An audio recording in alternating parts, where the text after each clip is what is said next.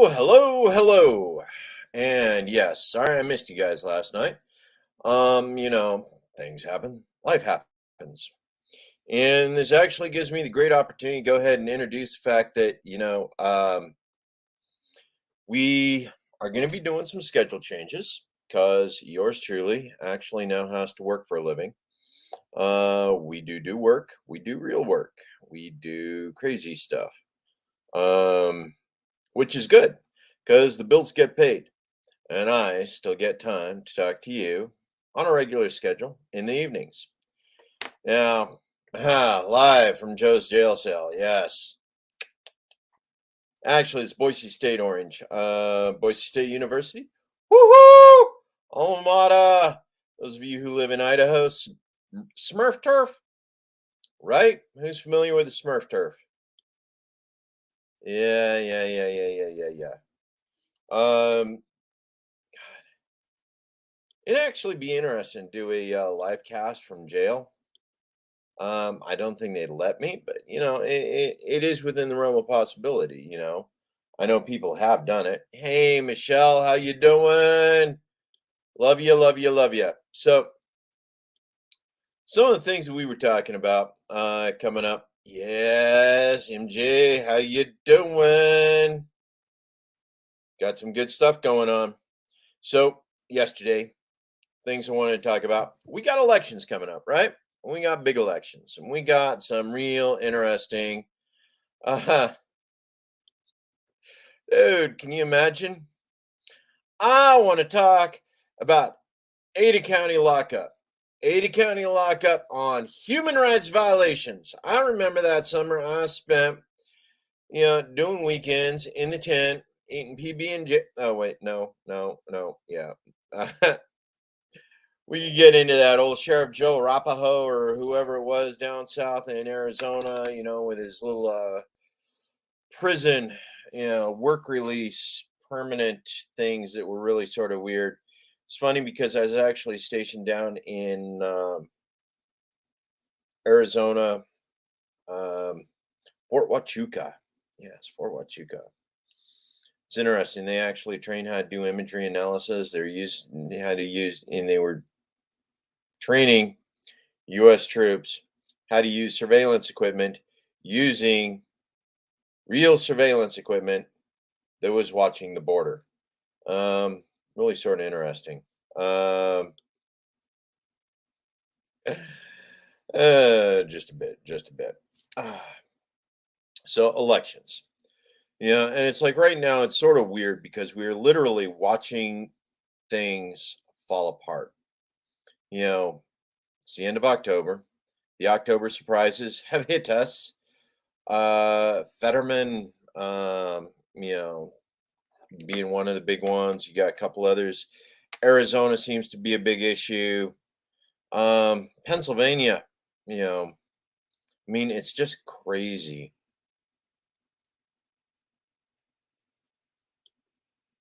Yes, they are for reasons. Because honestly, I don't know who's responsible for more human rights violations, the U.S. or the UN. Um, but it's like asking the fox to guard the hen house. It's pretty much what happens anytime you invite the UN, because the UN invites the US, which, yeah, it's really sort of bizarre. The idea, the thought. This is one of those things that's been floated around a couple of times. The idea of using UN observers to monitor US elections, make sure they're fair and balanced. Now, keep in mind how many elections um, have gone our way after UN observers, went into a country to observe to make sure the elections were fair. Um, Honestly, probably a few too many. A few too many. Because we know that the UN is dependent upon, well, was This is going to be an interesting situation as things develop as the major. Uh-huh. This is interesting.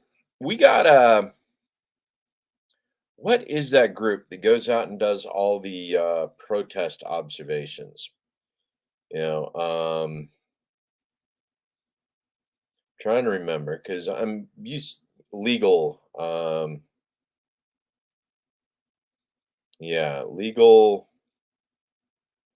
uh witnesses.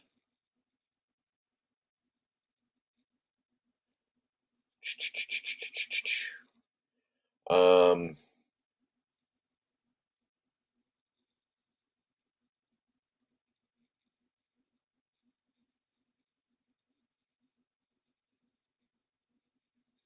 legal observers.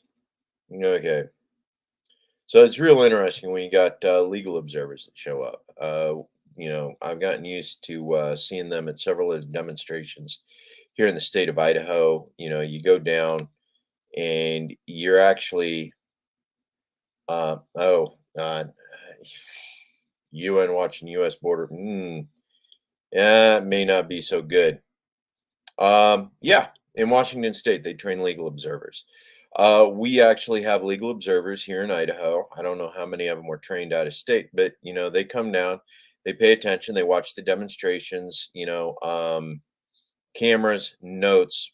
I mean, they're basically witnesses. They set up to be independent observers in order to ensure that witnesses are present when human rights violations occur. Now, notionally, this is largely to counter police by making sure that there are trained legal witnesses, court. Uh, they understand the requirements to be a subject matter expert in courts of law and operate as such. Hey. Yep. But when we talk about the legal observers and the responsibilities for protect, essentially, they're self-appointed because you got to volunteer to do it. You're not getting paid for it. You're going down, you're sitting down there, you're watching a protest, you're documenting it, you're taking your notes. Uh, Ideally, you're an impartial. Yep, and definitely trained in de-escalation or do their best at any rate. It's interesting in those situations where you realize that escalation is going to be part of. No, police don't. We've established that a long time ago. I mean, literally, it was yes, yes, Jimmy, less bones, yes. No, we established that basically in Seattle, of all places, which is ironic because I think it was a Seattle police officer that we hired as chief of police for Boise City, um, who was actually fired for abusing fellow police officers. Yeah, well, he resigned, but it was strongly recommended he resign. Um, but no, during Occupy Wall Street, when they were in Seattle, it basically everybody became aware that the process that many of these major capital investment organizations, the ones who just hoarded cash, when they wanted to do something that they knew was going to not go well with the local population, but they still wanted to be able to hold it in a specific venue, um, they hired the police force by paying the police insurance premium for wrongful arrest, right? Police union has an insurance policy for wrongful arrest that pays out people who are wrongfully arrested by the police. And when you get something like the G6 and the G20 summits that want to go someplace, they pay the insurance for the police officers who are basically tasked with wrongfully arresting all the protesters that are there to protest the event. Uh, I'm actually borrowing Jimmy's. So Jimmy, yeah, Jimmy Productions. What's up? Yeah. Uh, she does her Twitch. I really don't have a strong Twitch thing there, James. Um, but Jimmy definitely has the Twitch hookup. She's got an amazing audience, by the way. Thank you all for those of you on Twitch, Les Bones, coming in on the Twitch side of things while I'm pirating Jimmy's channel here for about an hour. But yeah.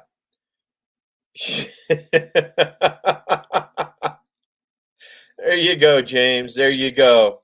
We're all in the cool kids club now. Um, yeah.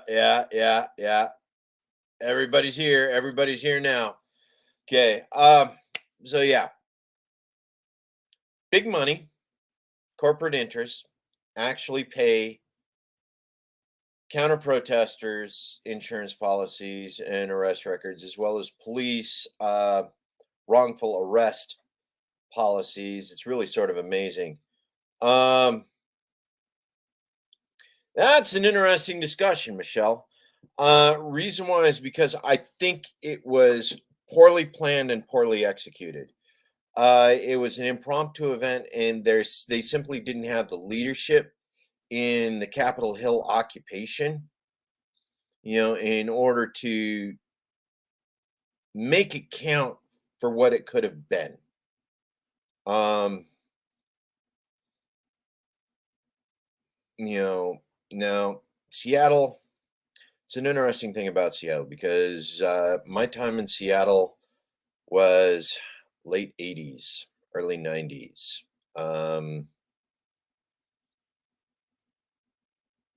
I'd go up, I'd spend time in Seattle, spend some time around Tacoma, Washington, the Gig Harbor area, and understanding the dynamic of Capitol Hill, Pike Street Marketplace, and basically downtown Seattle, as opposed to the burbs where you were looking at Bellevue, Washington, which is just across the lake, uh, and some of the other sites. Um,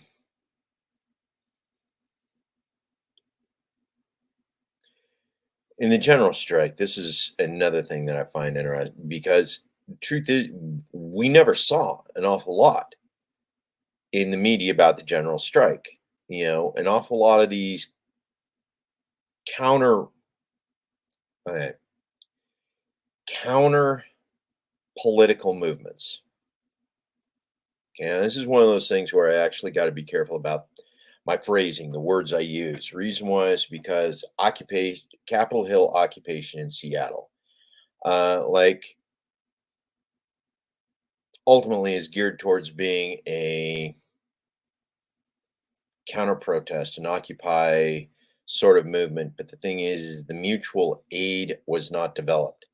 The ability for people to go in and help and assist. And then you had rogue elements that didn't necessarily operate within what was considered the tentative, um,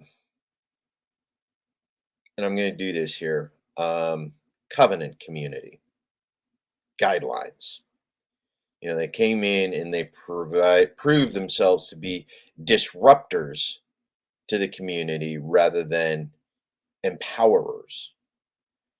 So you saw things that were basically total chaos, and of course, the media plays up the chaos. Um, yeah, Michelle, absolutely. We need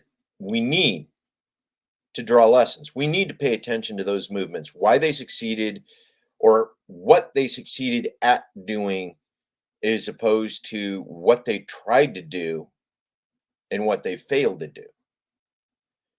So when you look at the Capitol Hill, it lacked leadership. It was ultimately a chaos. Now, by leadership, I don't mean somebody that walked in and started telling everybody what to do.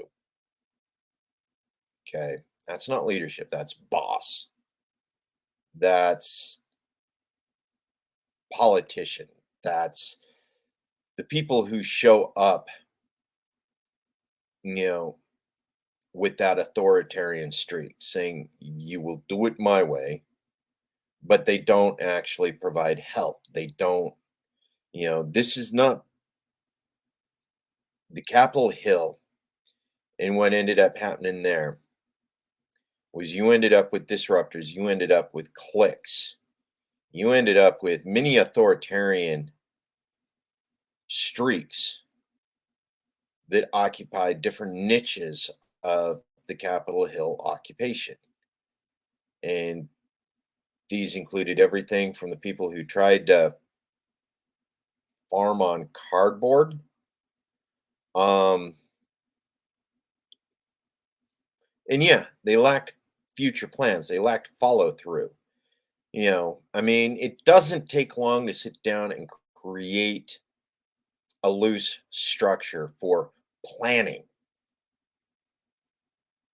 Okay. What are the goals? What brings us together? What unites us? What creates the sense of community that exists? And Capitol Hill occupation, God, what was that? 2 years, 3 years ago? I remember because while the Capitol Hill occupation was going on, I was downtown Boise getting back of my head beat in, by outlaw bikers at a defund the police rally. Um, but you were looking at the chaos. Now, an awful lot of what people want to say anarchy, but thing is there wasn't any real anarchy in the proper sense, in the philosophical sense of what anarchy was on Capitol Hill. It was more bedlam. It was cliquish. It was almost gang related because you had people of a particular kind of mentality, particular kind of approach to life that were steering things in an unfortunate way. Um, so then part of that is when it comes time to do things like that, and it's careful and it's dangerous because when you create movements, when you create a cult of personality, and that was one of the things that we look at with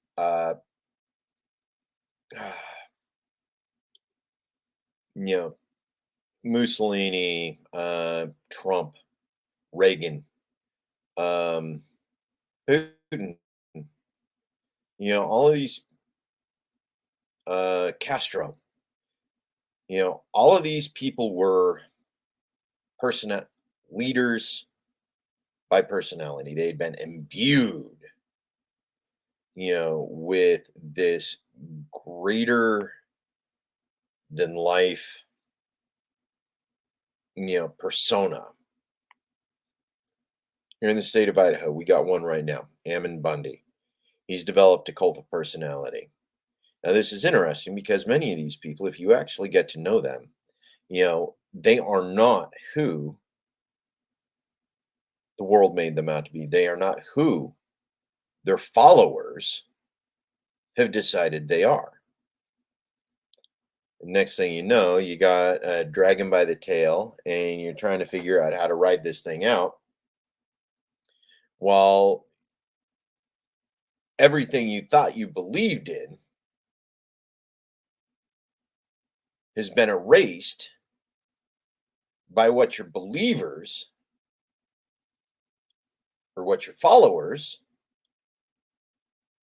believe of you. You're not who you want to be.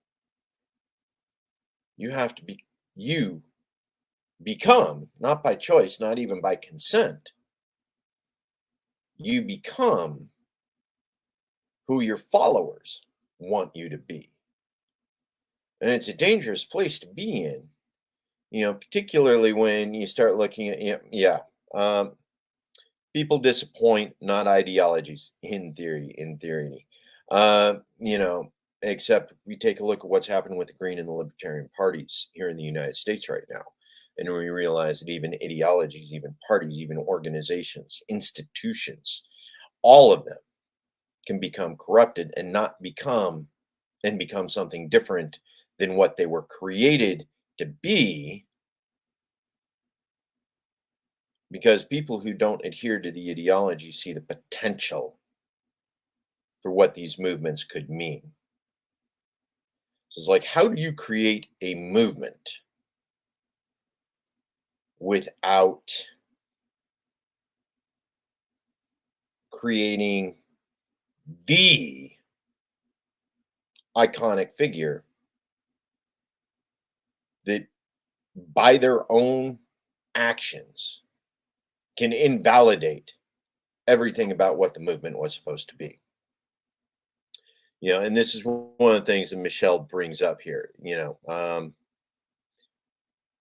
Well, and that's part of it, James. You know, people disappoint. We all have our ideologies, as long as they're thought through, as long as they're patient. And then, of course, how do you create a movement that includes everyone? And there's a cross section in the movements and the ideas that come with that.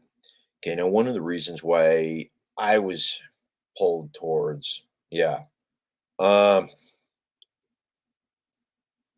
how do you stop ideological adherence from cultism?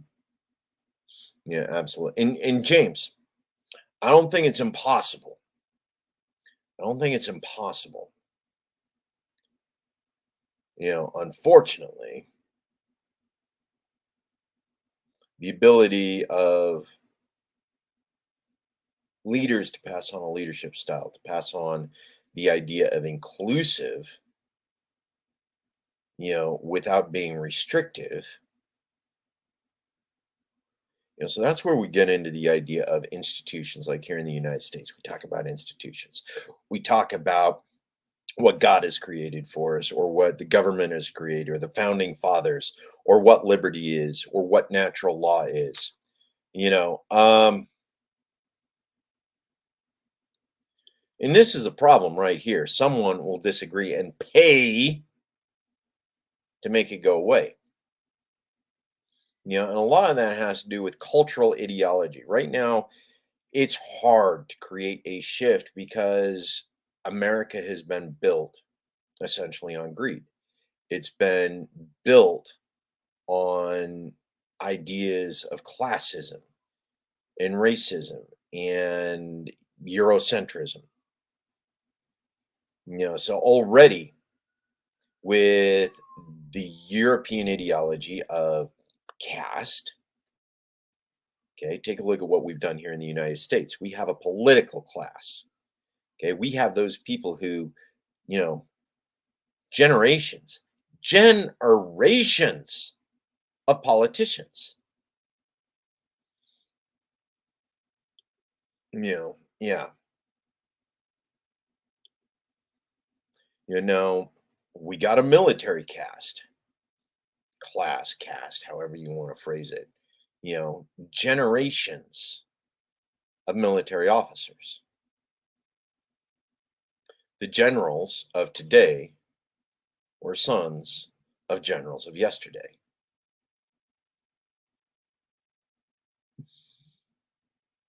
You would be amazed, Joe, James. You would be amazed. You know, um, Especially when they mislead you by calling it affordable. I mean, we all know ultimately unaffordable health care is what they should have called the Affordable Health Care Act. Um, you know, we talk about what it means. Yeah, judge each people on their loyalties. What do you act on? What is important? Now, and this is one of those things that's particularly interesting because we've seen, and it's ironic when you look at the sheer amount of young adult dystopian literature, you know, that's been made available to young Americans here in the United States. I mean, literally, you can't walk into a young adult section without seeing something dystopian. Um, Handmaid's Tale. Actually, in this one's an interesting one, James, especially here in Idaho, with regards to basic human rights and a clear vote. Right now, we have a religious right that is firmly in control of the politics here in the state of Idaho, and they firmly believe in their ability to legislate morality, their ability to legislate controls around social problems created by authoritarian structures. What you end up there with is a feedback loop. You end up with, well, there's more problems, so we need to tighten our grip on that. Only the more we tighten our grip, the more social problems, because society is clay. Society is fluid. The more you squeeze it, it just goes out through the fingers of your fist until it's gone, which is one of the reasons why authoritarian movements always fail. They are the counter revolution, or they are the revolution that then becomes the counter revolution. Because as the revolutionaries obtain their authority, they reach a point where they don't want to let it go. So you end up with this continuing cycle of counter revolutionary or the revolutionaries replacing the authority, and the counter revolutionaries being those who are displacing the in betweens. Yes, the endless cycle of revolution after revolution after revolution, like the Ouroboros snake eating its tail. So, how do you evolve a social movement so that it is inclusive, so that it is welcoming, so that it encourages diversity, encourages you to be unique, encourages you to be your best self, so that your best self can make the entire community better? How do we evolve into that type of culture, into that type of society, into that type of community? Can we do it on small scale? Is it possible to scale it? Maybe scaling is not the right word. Oh, absolutely, Rob. Absolutely. It's going to take a lot of love, whole lot of love. Um,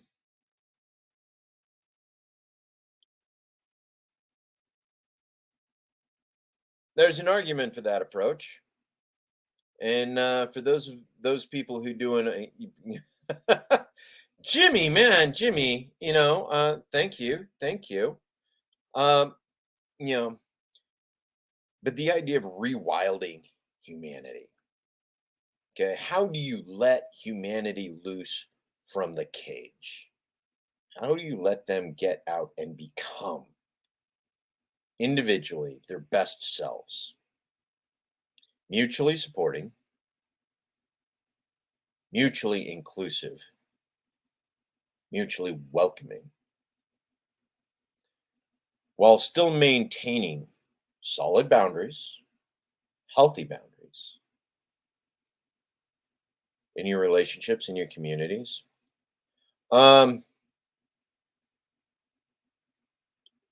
and this is one of those thoughts, religion. Okay, religion. Almost every time religion has been integrated into a culture, into society, it's ultimately been to control. Okay. Some people will use religion to create hope. Others will use religion to create fear, the fear of hell, the hope of heaven, that good works can accomplish things, that the bad will in turn go to hell. But at the same time, the difference between practicing a religion versus practicing a connection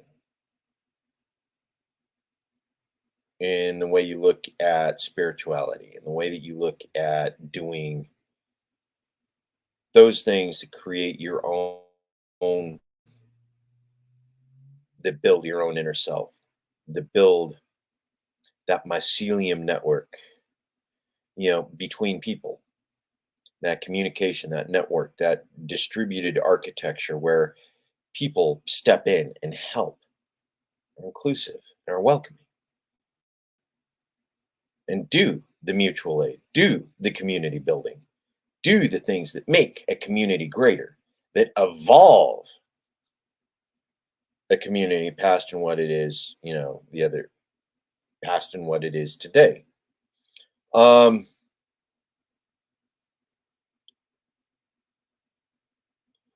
and this is an interesting thing because we take a look at all the philosophers of the ages, all the philosophers. You take a look at Jung, Freud, Kant, um, Jesus, Buddha, Confucius, um,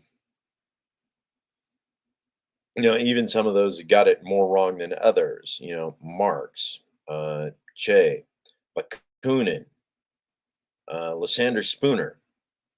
A lot of these people, they all had ideas about philosophy and what it meant, and what was Elysium, what was Nirvana, what was the world that we all wanted to achieve, where we were all able to be part of, you know, in the Garden of Eden. What ultimately is our Garden of Eden? And when it comes down to, the private beliefs, separate from religion and mainstream, you know, why is it difficult to accept people who believe something different? As long as what they believe has no effect on the way you conduct and live your life. Okay. Most Christians, most Hindu here in America, most people who practice their forms of spirituality, people who go to yoga, who find religion through lifting heavy things and setting them down. Yes. Um,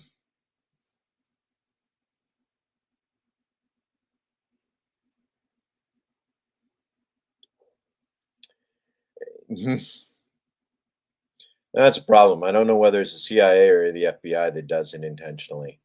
Fed boys all over the place. Uh, well, when it comes down to it, we want to create a world, we want to create a community. And in a lot of ways, that's one of the reasons why I joined KRTD Media, with uh, Jimmy and Shane, was the idea this was an opportunity to create, an independent media organization that allowed for the spread of information, not necessarily to be revolutionaries, because we still must exist within the framework of the world we are in as we build the world we want, even as it collapses around us at free fall speed, like Twin Towers. Okay, I'm trying to be good here, folks. I'm trying to be good here. I really am. Um, any media can lie. All media can lie, and that's one of the interesting things when it comes to philosophy. And I actually brought this up on Twitter the other day. The idea with regards to philosophers is in almost every philosophy to which humanity has been allowed to adopt and entrench itself into, there has always been one significant lie that has caused that particular philosophy to fail time and time again. Now each one of those philosophies, the lie's a little different, the lie's in a different place. Uh, because when you take the right pieces from all of them, you get a whole truth. Uh,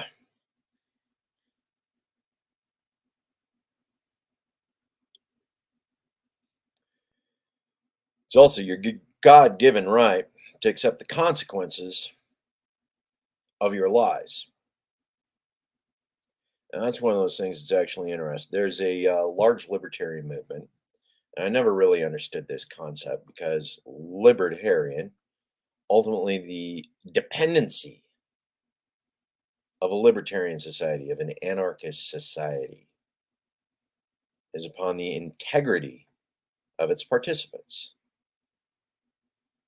The only way you are allowed to succeed is by your character and what other people believe of your character.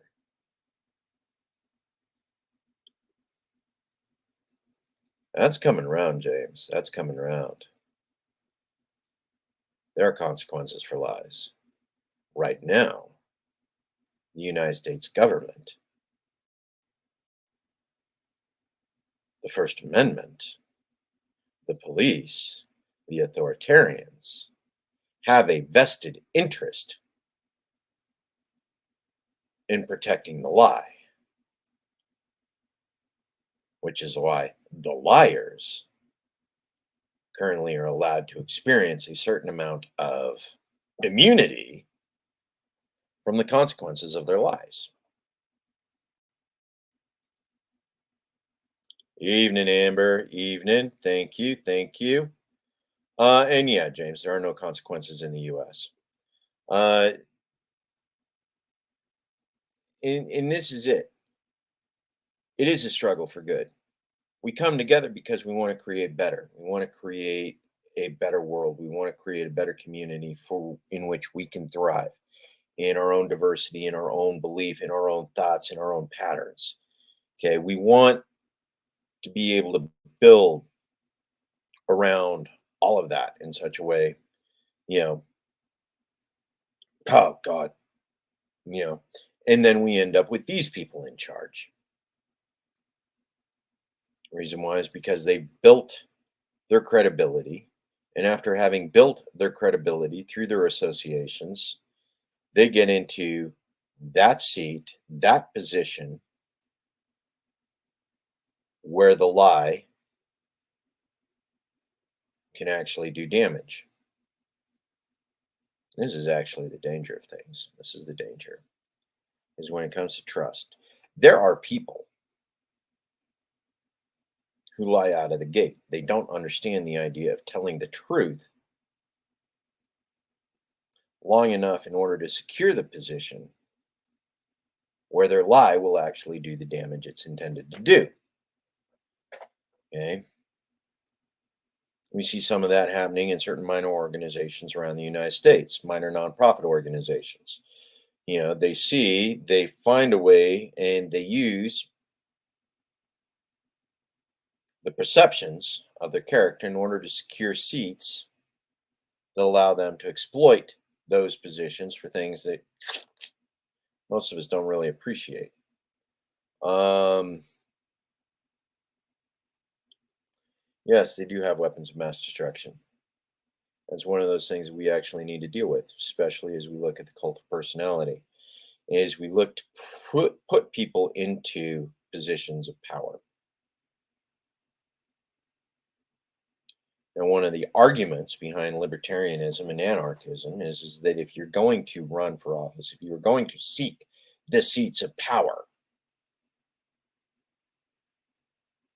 once you're in those seats,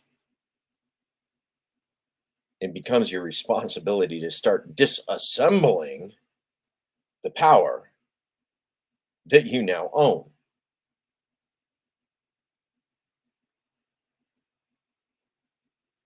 That's a tough call for the pathological personalities that run for those seats in the first place, right? I'm in charge. I can make the rules. That's what I can do now. I can make the rules. Except by the time I played all those games in order to get up to that top seat, I'm no longer in touch with the needs of the people that I told myself I was seeking that power to help. How do we disempower the institutions? How do we dissolve the institution so that we can evolve beyond this cage we've created for ourselves in our society? Why do we persist in this fantasy of the alpha male, of the dominant?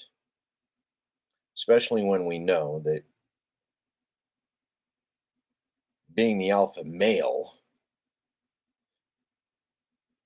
is just being top dog in the cage. And dreaming about being top dog in the cage is still just dreaming about being a dog in a cage. And it is a child's game. Reason why is because we need to start stepping away from the voting booth. Okay. We need to start stepping away in such a way that it disempowers those people who run for those central offices. Why do we allow them to persist to steal from us? Why do we allow them to persist in defining our culture? Why are we allowing angry, mean, dispossessed, childish adults define our culture for us?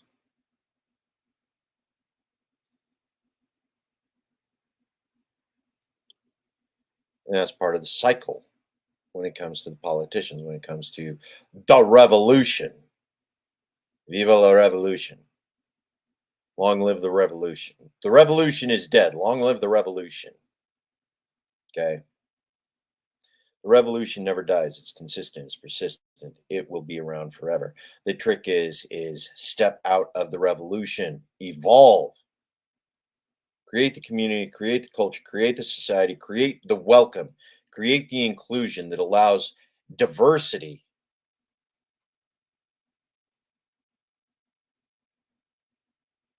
that promotes growth, that promotes greatness, rather than demanding conformity, excluding those who are different, shaming those who are different, making them lesser people to accommodate the lukewarm dreams of mediocrity. Right?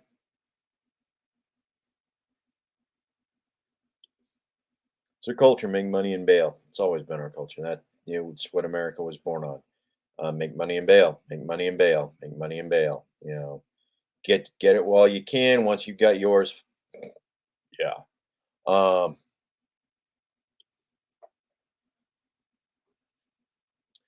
and this is one of those things, Michelle, and it's an ongoing argument with an awful lot of people in the philosophy of anarchy and liberty. Okay, because voting is violence. Okay, voting is violence, as James points out. So is the right to abstain from vote. The right to vote includes the right to abstain from voting. Voting is violence. In a democracy, voting is violence. The majority rules.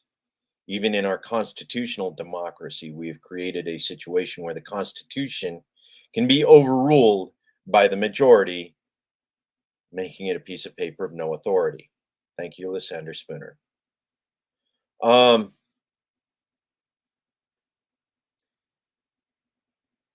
voting is violence. The majority vote wins the day. Abstaining from voting doesn't actually change that those who do vote will do violence along the lines of how they voted, especially if their vote trends towards authoritarian promises, if their vote trends towards positive rights. So, how do we get back around to fixing this issue of how do you create a society that isn't democratic, but is still egalitarian and respectful of the human rights, that allows participation in governance without a dependence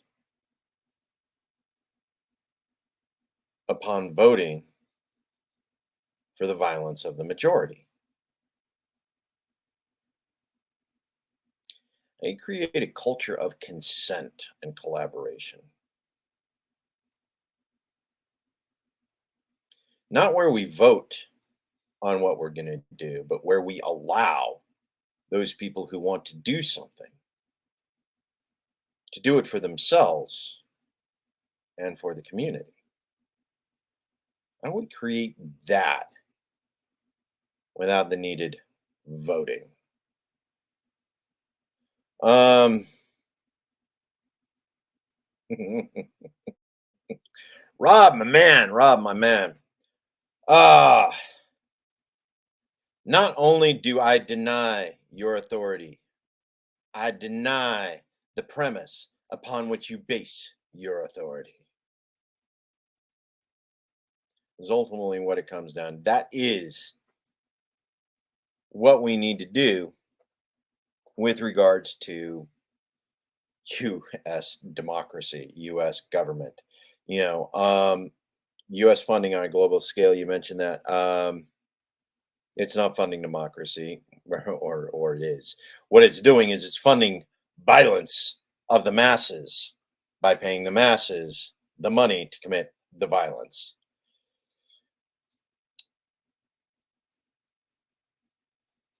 Okay.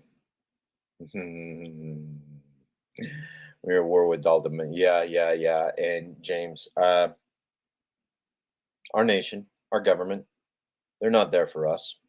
They've proven it time and time again. They are not here for us, which makes it incumbent upon us to do the right thing and learn to live without the violence of the vote.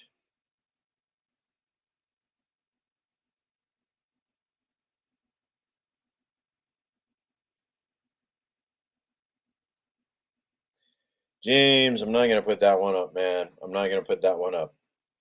Okay, guys, it's been 50 minutes. I need to cut some slack. Jimmy, thank you for giving me your show, giving me your time.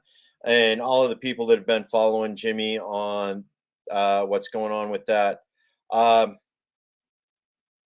we are working on doing some rescheduling. This is probably going to be my new time for the foreseeable future. Reason why is because, like last night, yesterday happened, life happened, and I wasn't able to get off work in time to hit my 6 p.m. Mountain Standard Time suspense date. So I'm moving to 9 p.m. Eastern. Probably going to stay Thursday. May even pick up a shift. I'm going to talk with the schedulers, see what we can do about that. In the meantime, young gentleman that's working on that will be taking over the Friday 8 a.m. Friday. We start looking at some of the other people that are going to be starting shows here on KRTD Media. There, KRT, them, KRTD Media, right there. Yep. Uh, go to the pages, go to everything. Yes, and thank you, Michelle. Thanks everybody for joining me today. Rob, appreciate you stopping in, dropping by. Jimmy, love you. Enjoy the clips. In the meantime, go to KRTD, go to Jimmy's Twitch. You know, find all of the sites that are KRTD. We're talking about broad variety of different things, issues, what liberty means, what socialism means, what free trade means, what capitalism means, policy, U.S. policy. Where do we spend our money? Why do we spend our money?